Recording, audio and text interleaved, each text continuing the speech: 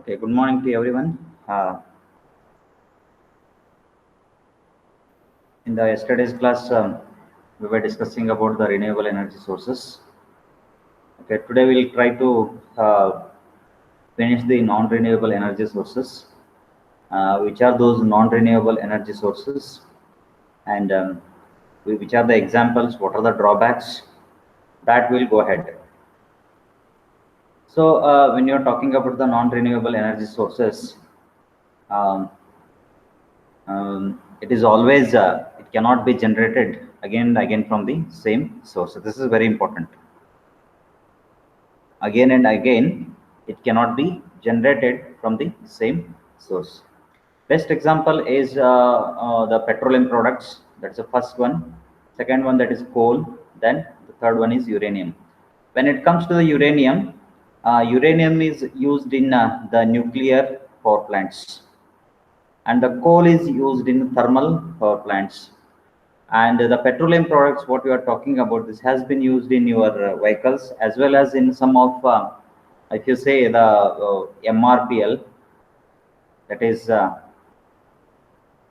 MRPL, that is Mangalore Refinery and Petrochemical Limiteds. There they're using this as a fuel for the processing of the petroleum products. So when you say it is a petroleum products, that is petrol, diesel, naphthalene, LPG. These are all the petroleum products. Normally, during when it comes to the petroleum products, um, we are getting the crude oil from Saudi. So then it has been transported through the oceans. Then, if you go to Mangalore Refinery and Petrochemical Limiteds, they have the pipelines inside the sea itself. So from there, directly it will be pumped to the plant, and there the distillation process is going to happen. What you can call distillation process. During this distillation process, distillation is nothing but you take one crude oil in one vessel, go on heating it. So at the top, whatever the vapors it will be collected, it will be as a LPG. And remaining some of the gases that will come out, it cannot be separated out. And below that, based on the boiling points, so the first next it will be naphthalene, then it will petrol, diesel, and last end it will be what we are using for our road, that is tar, is one the last end product of this petroleum products. This is how it will be produced, petroleum products. Then second one is the coal.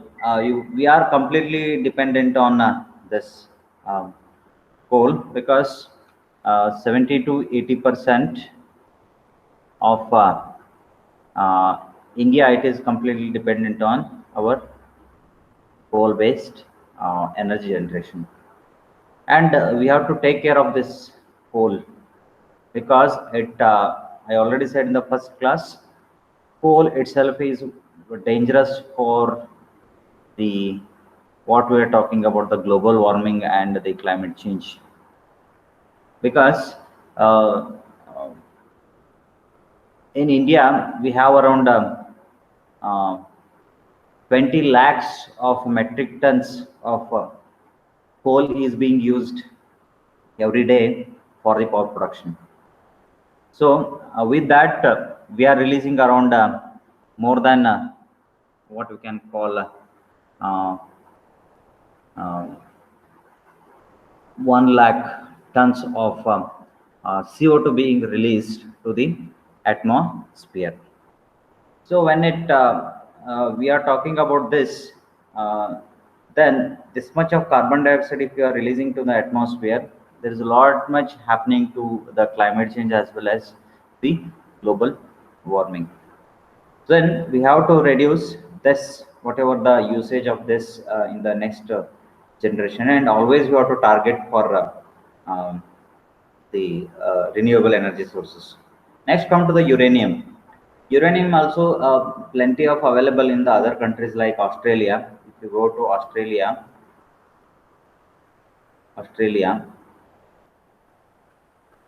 Australia. So it is one of the um, uh,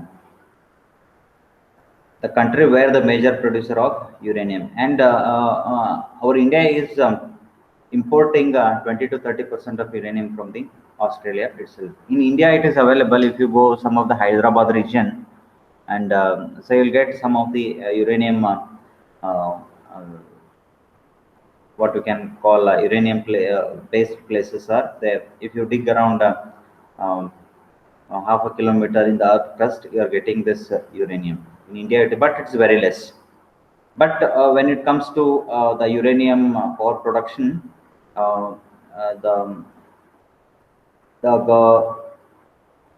the world um, uh, when they have made one committee to protect this uranium based power plants, means to control the uranium, so you are not supposed to even extract more uranium from the earth crust, as well as you are not supposed to plant more in the country, because this is very dangerous.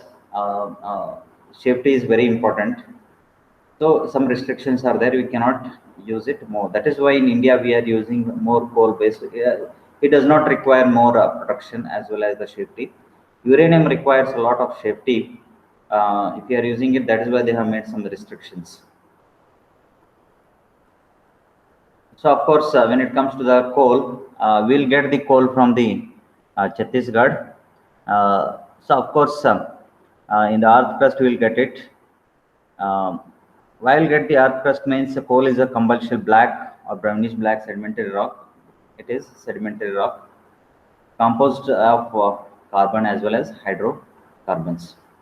For millions of years, a layer of dead plants at the bottom of the swamps was covered by the layers of water and dirt and tapping the energy of the dead plants.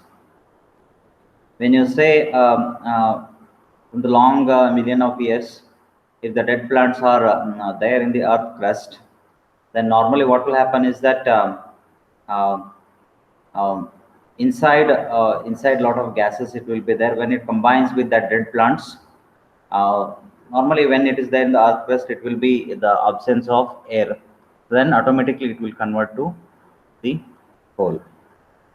So when that dead plants are combining with some of the gases in the absence of air or the oxygen, the coal is going to be converted. So why we are getting in the Chhattisgarh means when the land reformations has been happening.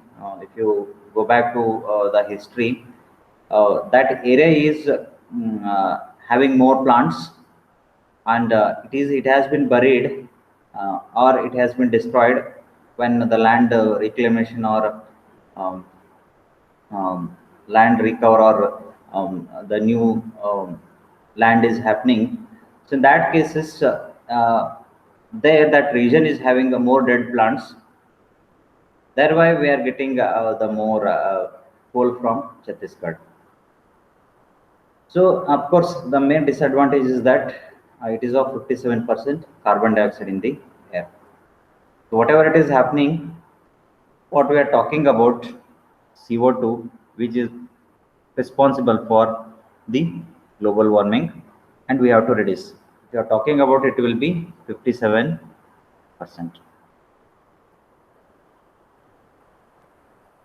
So then uranium, of course, we have uranium three isotopes are there. One is uranium 235, uranium 236, uranium 238. Then this is releases more energy compared to uh, the compared to 236 as well as 238 isotopes. So in this, atoms are very tiny particles that make up every object in the universe. So whatever the uranium-235, this is isotope. What we are talking about in India, Hyderabad, what we are talking about, we have very less with the uranium-235, but we have plenty of uranium-238. But of course, it has to be, it is not that much useful compared to the uranium-235. For example, if you take 1 gram of uranium 235, so it is giving around more than 2000 units of power. 20,000, sorry, 20,000 units of power it is giving. Means, of course, 20,000 into 1,000, just imagine one unit of power is nothing but 1 kilowatt of power. So this much powerful it is, 235. So just assume that if you compare with a coal, 1 carbon, even you won't get around, roughly it will be around 20 units. 1 gram of coal roughly will get 20 units of ore. Almost it is, if you take the ratio of uh, um, 20,000 divided by 20, so it will be like 2,100 times, 1,000 times more energy you will get it in the uranium. But production itself it is very dangerous also. So now, when you say it is released from the two ways, one is uh, nuclear fusion and nuclear fission. In our power plants, uh, the nuclear fission reaction is going to happen. Nuclear fission is nothing but it is the splitting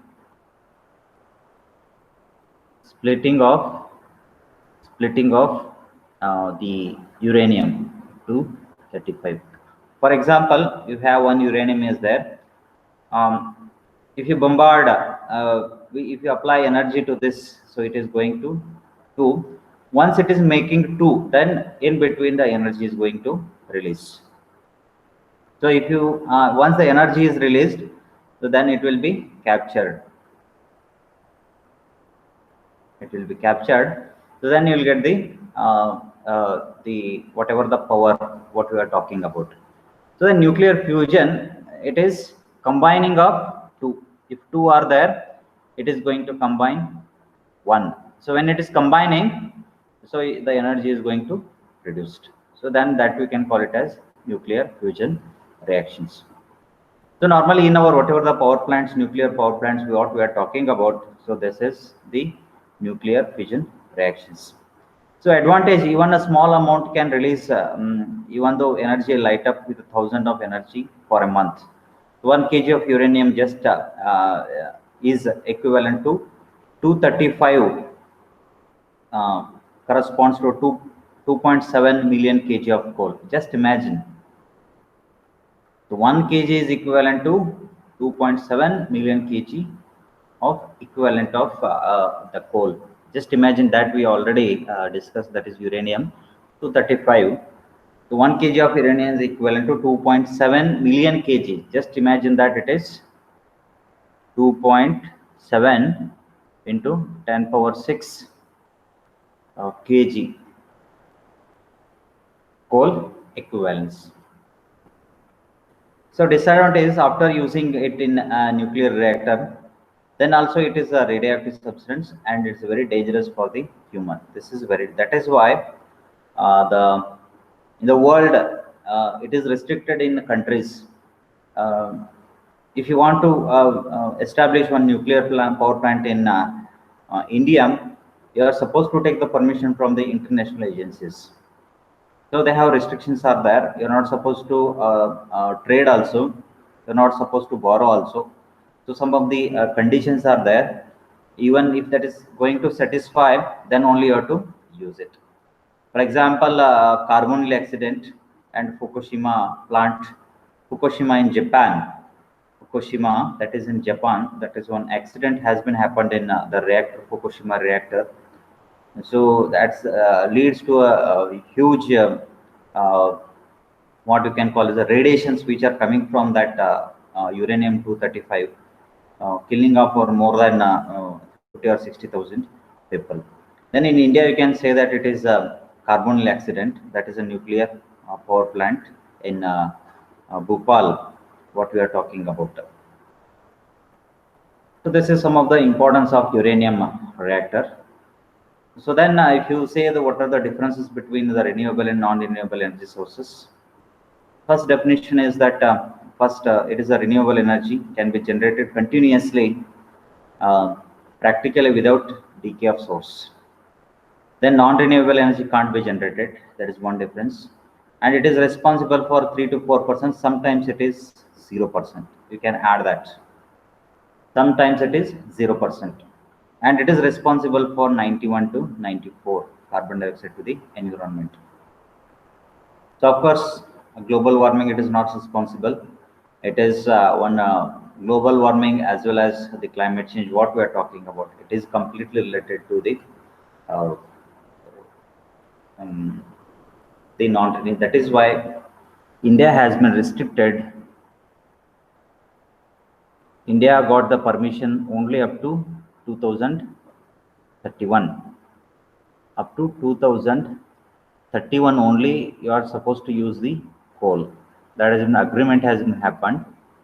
Then our job is now that we have to shift towards the without coal we have to use or we have to strengthen our renewable energy sources. After that the restrictions has been made, you are not supposed to use that much coal in the because what we are calling about international global climate change committee has made recommendations that you are not supposed to use. It's not only for the India, some of the countries there, those who are dependent on the coal, they have restricted to use it. Then slowly you have to shift towards the renewable energy sources. So then uh, the energy conservation concept we will discuss in the next class. Of course, it is very important. Sometimes this question may be there in your final examination. Thank you.